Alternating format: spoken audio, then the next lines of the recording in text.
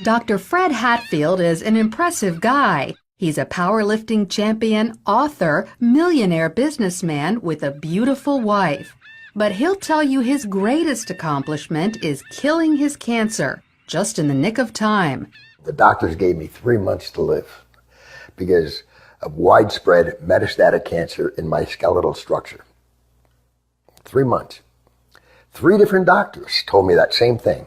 It's a horrible, horrible feeling to have someone tell you that the person that you love only has 3 months to live and you're not going to be with him anymore. While Fred was preparing to die, he heard about an anti-cancer diet, also known as metabolic therapy. With nothing to lose, he gave it a try and was shocked when it actually worked. And the cancer was gone completely. To this day, there's no trace of it, and it's been over a year. Although it wasn't easy, Fred stopped eating carbohydrates because carbohydrates turn into glucose inside your body. Cancer cells love glucose and need it so badly that if you stop giving it to them, they die. And it just absolutely amazes me that medical science is just now finding this out. Fred's recovery was not a surprise to Dr. Dominic D'Agostino. His team of scientists at the University of South Florida study metabolic therapy. When they removed carbohydrates from the diets of lab mice, the mice survived highly aggressive metastatic cancer, even better than when they were treated with chemotherapy. We have dramatically increased survival with metabolic therapy. So we think it's important to get this information out. And it's not just lab mice. He's also seen similar success in people, lots of them. I've been in correspondence with a number of people, probably at least a dozen people, and over the last 1.5 to 2 years, and all of them are still alive, so despite the odds.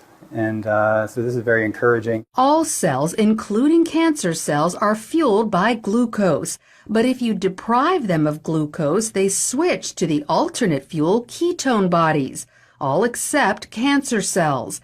A defect prevents them from making the switch to using ketone bodies as fuel, and therefore cancer cells can only survive on glucose.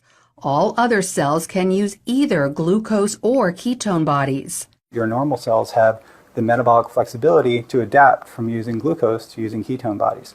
But cancer cells lack this metabolic flexibility, so we can exploit that. People like Fred, who deprive their cells of glucose and fuel them with ketone bodies instead, eat what's known as a ketogenic diet. It consists of almost 0 carbohydrates, but lots of natural protein and fat. You can go online and there's just cookbooks and, it's clean eating, just very clean eating. None of the sugars, the salts, the trash food. Natural proteins are ones in their original form, but processed meats like cold cuts and hot dogs are off limits because often carbohydrates have been added to them. Natural fats are in their original form, like olive oil, avocados, nuts, and also coconut oil. But stay away from trans fats such as shortening or margarine, which are man-made. Some people are afraid to try the ketogenic diet because they think all this fat is bad for their heart. But more doctors are now saying natural fat is actually good for you, even natural saturated fat like coconut oil and butter.